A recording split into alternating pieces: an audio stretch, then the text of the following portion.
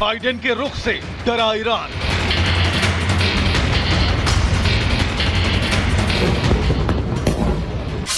Iran को सता रहा हमले का डर।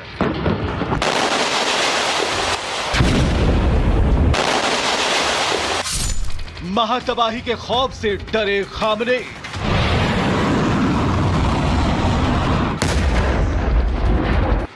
इजराइल पर मिसाइल अटैक के बाद नेतन्याहू और अमेरिका के रुख से ईरान डर गया है। ईरान को यह डर सता रहा है कि इजराइल अब किसी भी वक्त ईरान पर हमला कर सकता है। ईरान का दावा है कि अमेरिकी राष्ट्रपति जो बाइडेन ने ईरान पर हमले के फाइनल प्लान को हरी झंडी दे दी है और इसके बाद इजराइल अब किसी भी वक्त ईरान पर हमला बोल देगा।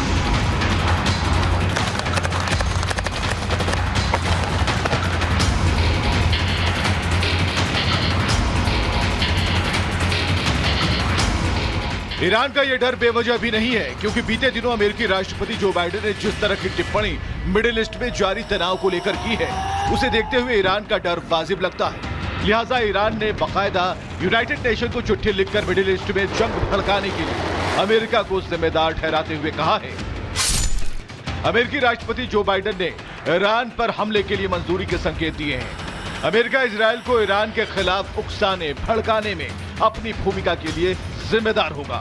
साथ ही अमेरिका क्षेत्र में विनाशकारी परिणामों के लिए भी जिम्मेदार होगा। तेहरान ने संयुक्त राष्ट्र को हमले की आशंका को लेकर आगाह करते हुए अमेरिकी राष्ट्रपति के पिछले हफ्ते जर्मनी में की गई टिप्पणियों का हवाला दिया है, जिसमें अमेरिका के राष्ट्रपति जो बाइडेन ने कहा था उन्हें यह समझ आ गया है कि इजराइल ईरान के हालिया बैलिस्टिक मिसाइल अटैक के जवाब में कब और कैसे कार्रवाई करेगा। हालांकि बाइडेन ने ईरान पर इजराइल के किसी हमले को लेकर कोई सीधी टिप्पणी नहीं की, लेकिन ये जरूर कहा अमेरिका इजराइल की तरफ से ईरान के लिए किसी भी परमाणु या तेल स्थलों को लक्ष्य बनाने के खिलाफ है। बावजूद इसके अमेरिका ने इजराइल की रक्षा के लिए जिस तरह से थर्ड एयर डिफेंस बैटरी भेजी है, वो इजराइल के प्रति ईरान के आक्रामक रुख को कमजोर करने के लिए माना जा रहा है। जाहिर है यही वजह है कि अमेरिका की सैन्य मदद को ईरान अपने लिए खतरा मान रहा है।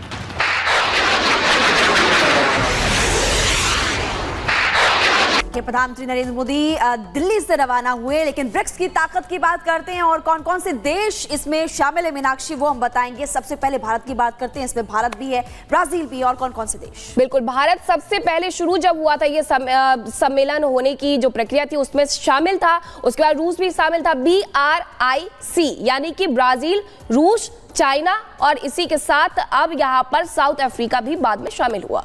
बिल्कुल, ब्रिक्स की ताकत आपको बता रहे हैं कौन कौन से देश इसमें शामिल हैं। और इसके साथ साथ इस बार जो मुलाकात होने वाली है, जो बातचीत होने वाली है, बहुत ही खास होगी, क्योंकि नजरें रहने वाली प्रधानमंत्री नरेंद्र मोदी की व्लादिमीर पुतिन के साथ जो मुलाकात होगी उस पर भी। और उसके अलावा ये भी खबर मिल रही है कि चीन के राष्ट्रपति शी जिनपिंग से भी मुलाकात हो सकती है, संभव मानी जा रही है। प्रधानमंत्री नरेंद्र मोदी भी उनसे मुलाकात करने वाले हैं। यानी कि एक तरफ जहां युद्ध चल रहा है, वहीं दूसरी तरफ कई मोर्चों पर चर्चा काफी ज्यादा महत्वपूर्ण। 2023 में कुछ देशों को और शामिल किया गया था, अर्जेंटीना, इजिप्ट, इथोपिया, इसी के साथ यहाँ पर शामिल ईरान को भी किया गया था। अब 16वां ब्रिक्स समिट होने वाला है ये, जो कि रूस के कजान शहर में होने वाला है। 2 दिनों तक ये समिट चलेगा और ऐसे में नजरें भारत पर भी रहेंगी कि आखिरकार क्या शांति संदेश दिया जाता है।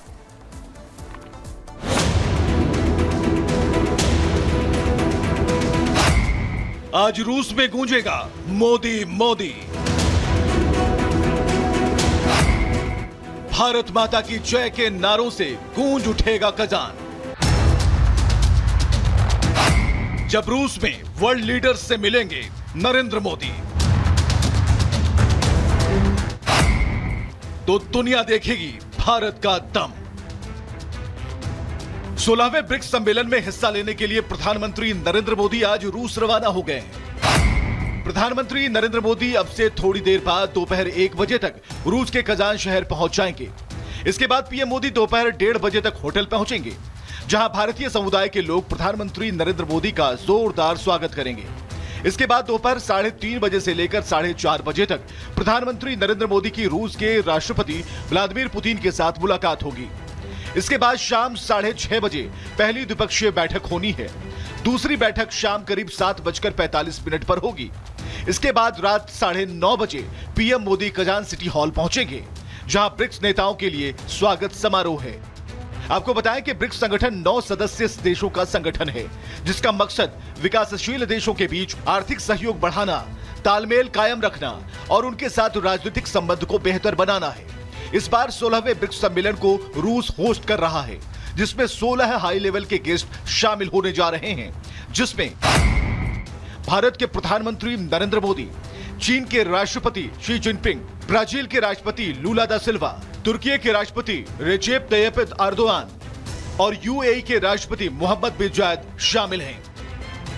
16वें ब्रिक्स सम्मेलन के सबसे खास मेहमान हैं। वैसे तो 16वें ब्रिक्स सम्मेलन का मंच वर्ल्ड नेताओं से सजा होगा, लेकिन ब्रिक्स सम्मेलन में सबसे ज्यादा चर्चा अगर किसी की है तो वो प्रधानमंत्री नरेंद्र मोदी और चीन के राष्ट्रपति शी जिनपिंग की है, क्योंकि मोदी और जिनपिंग रूस में मिलने वाले हैं, इसलिए पूरी दुनिया की नजर इस मुलाकात पर टिकी है।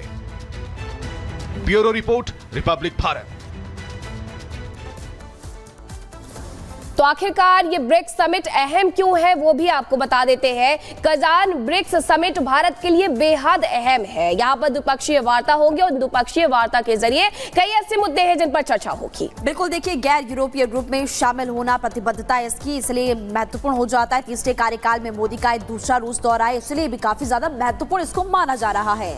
और इसके पहले अगर हम बात करें तो प्रधानमंत्री नरेंद्र मोदी ने जुलाई में भी रूस की यात्रा की थी और दो देशों के बीच मध्यस्थता निभाते हुए वो नजर आए थे। अब मोदी पुतिन की द्विपक्षीय मुलाकात एक बार फिर से होने वाली है। अब ऐसे में माना जा रहा है कि क्या फिर से यूक्रेन को लेकर के यहाँ पर चर्चा होगी। दूसरी तरफ ईरान भी है, तो ईरान को लेकर के भी क्या चर्चा होगी? इजराइल से लगातार जो युद्ध वाली स्थिति है, बिल्कुल, और ईरान के साथ साथ द्विपक्षीय बैठक भी हो सकती है। ये भी आप जैसे कि जानकारी दे रही हैं, भारत और टर्की के साथ द्विपक्षीय बैठक हो सकती है। इसके अलावा चीन के राष्ट्रपति शी जिनपिंग के साथ भी मुलाकात संभव मानी जा रही है।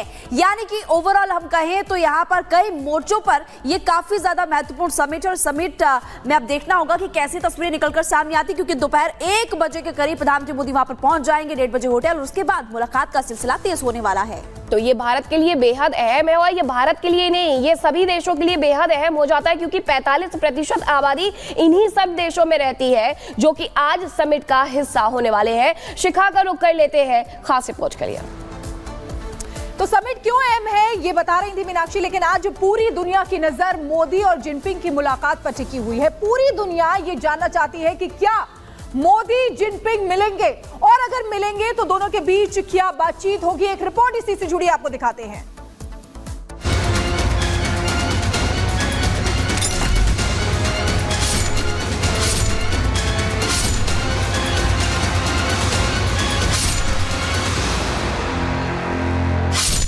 सीमा विवाद को लेकर भारत चीन के सामने इसी दो टूक भाषा में बात कर रहा है। भारत लगातार कह रहा है कि अगर ड्रैगन कोई चाल चलेगा तो भारत भी चुप नहीं बैठेगा और मुंह तोड़ जवाब